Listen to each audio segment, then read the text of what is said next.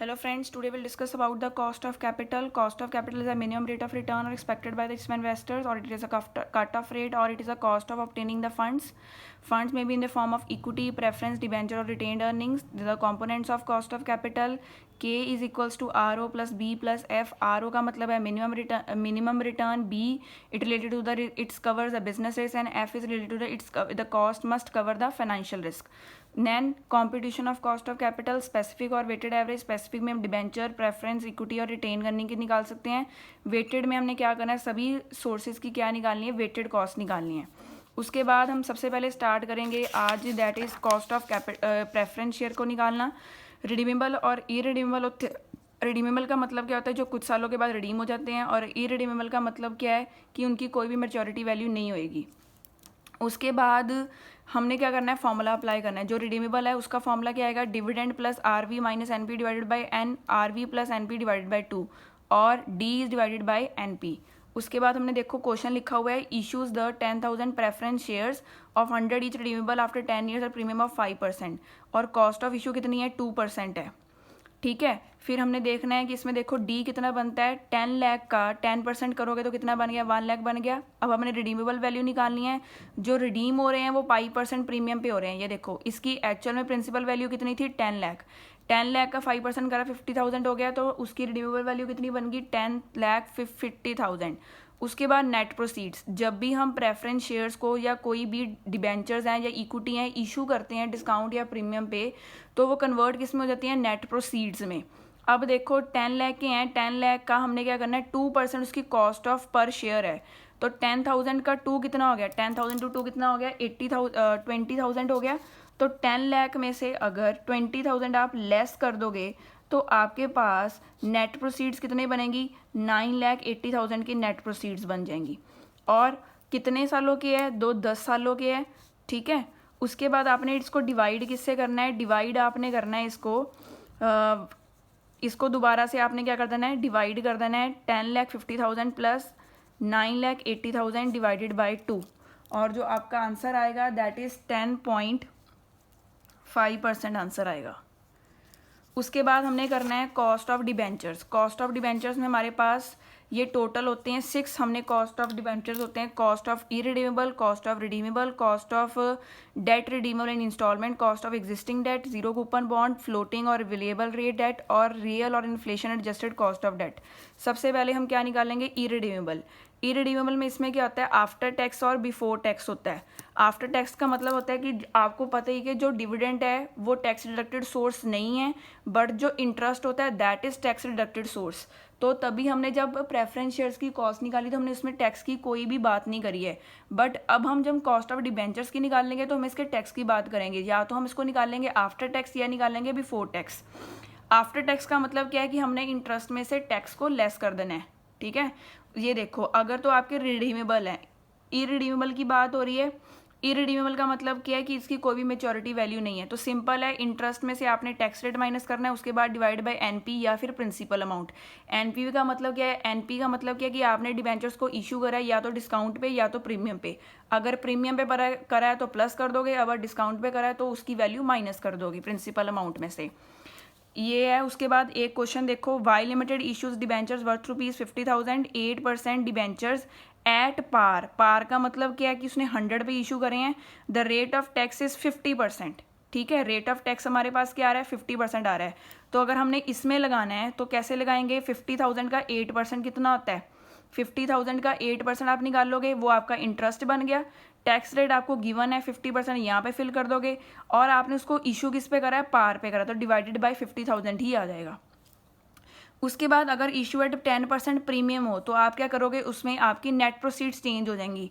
Net proceeds कैसे आएंगी, 50,000 का 10% निकाल लोगे तो वो कितना बनेगा, 5,000.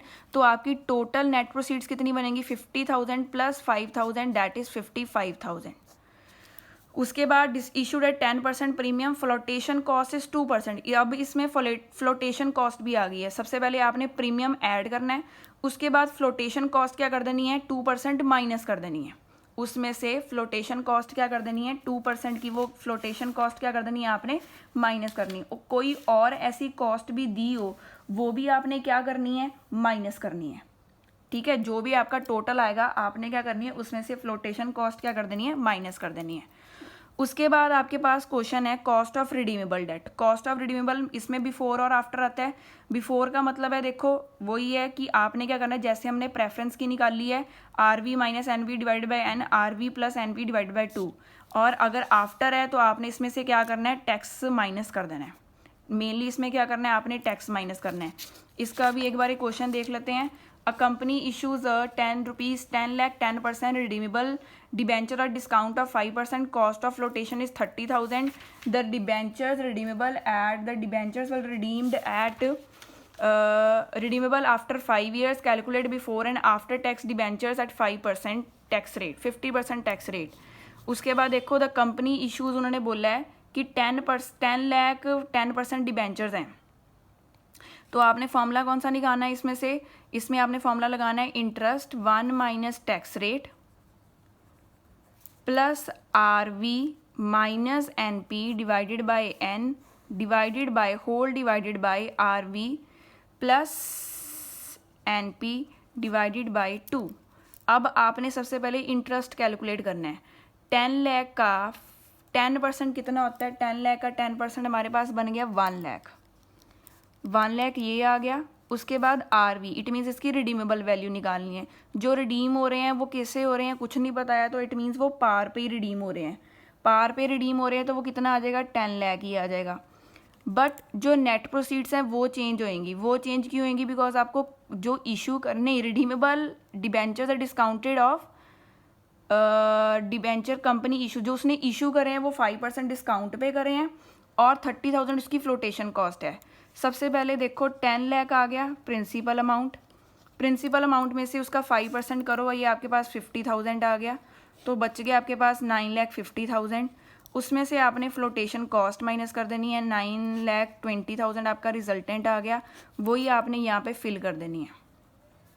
और डिवाइडेड बाय कितने सालों के हैं, वो 5 ईयर्स आफ्टर रिडीम हो रहे हैं, और divided by 10 lakh plus 9,20,000 divided by 2, फिर आपने उसका हाफ कर देना है।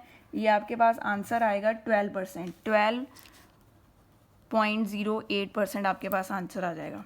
उसके बाद अगर तो डिबेंचर्स रिडीम हो रहे हैं इंस्टॉलमेंट्स में, तो आपने क्या करना है, आपको क्या गिवन होएगी, प्रेजेंट वैल्यू गिवन होएगी, आपने क्या करना है, इंटरेस्ट प्लस जितनी अमाउंट आप पे करते जा रहे हो वो लिखती जानी है। फिर आपने जो करना है वीडी निकालना है और चेक करना है जो आपको प्रेजेंट वैल्यू गिवन है उसके साथ मैच हो रही है कि नहीं हो रही है। यहाँ पे आपने क्या करना है, एक डिस्काउंटिंग फैक्टर, एक डिस्काउंटिंग कट ऑफ रेट लेना है, डिस्काउंटिंग रेट लेना है, डिस्काउंटिंग फैक्टर लगाना है, और फिर आपने इसका आंसर निकालना है। जीरो कूपन बॉन्ड्स भी ऐसे ही होते हैं। जीरो कूपन बॉन्ड्स में आपने क्या करना है, एक आपने निकालनी है, इसमें आपने वो निकालने हैं, डिस्काउंटिंग फैक्टर लेना है। डिस्काउंटिंग फैक्टर लेके आपने एक आपने पॉजिटिव एनपीवी निकालनी है, एक आपने नेगेटिव एनपीवी निकालनी है, और निकालने के बाद आपने ये निकाल देना है। मेनली जो आपके पास डिबेंचर्स की कंसेप्ट आता है वो रिडीमेबल और इरिडीमेबल के बेसिस पे ही आता है।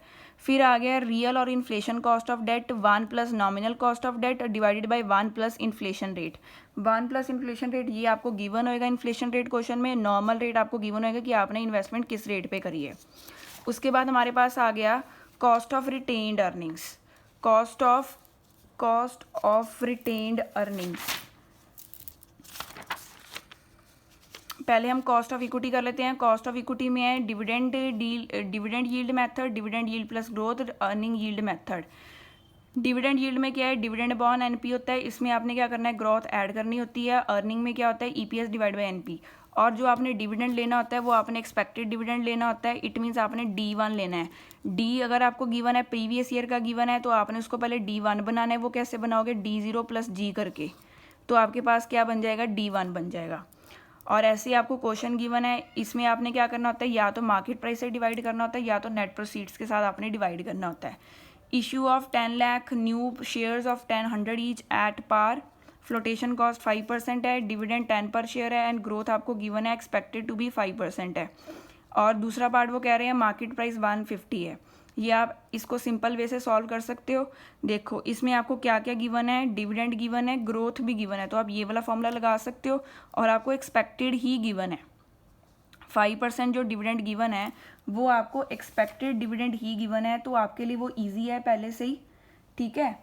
अब आप इसको निकाल लोगे कैसे, निकालना आपने कैसे है, डी आपका गिवन है दैट इज़ 10, और उसके बाद आपके पास एनपी कैसे आएगा, जो आपको फ्लोटेशन कॉस्ट गिवन है वो कितनी गिवन है, 5% गिवन है, तो आप सीधा फेस वैल्यू का ही 5% कर दो, 100 का 5% कितना हो गया, 5 ही आ जाएगा, तो 100 में से आप 5 माइनस कर दोगे, ठीक है, तो आपके पास आ जाएगा आंसर, और प्लस ग्रोथ, ग्रोथ आपके पास है 5%, तो आपका आंसर आ रहा है दैट इज़ 15.53%।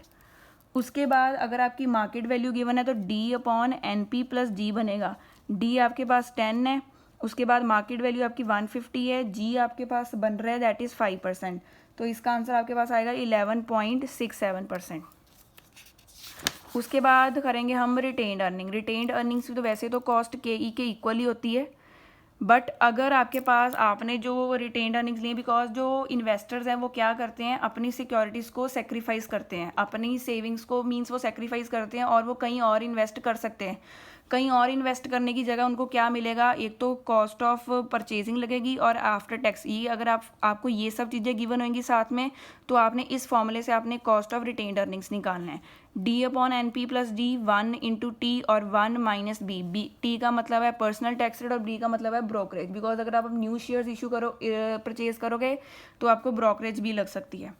उसके बाद वेटेड आ गए, वेटेड एवरेज में आपने दो वे से निकालना है, बुक वैल्यू वेट से या फिर मार्केट वैल्यू वेट से। ये आपको क्वेश्चन देखो गिवन है, ऐसे क्वेश्चन आपको गिवन होएगा, बुक वैल्यूज भी दी होंगी और मार्केट वैल्यू भी दी होंगी, आपने इसके बेसिस पे क्या करना है, क्वेश्चन को सॉल्व करना है।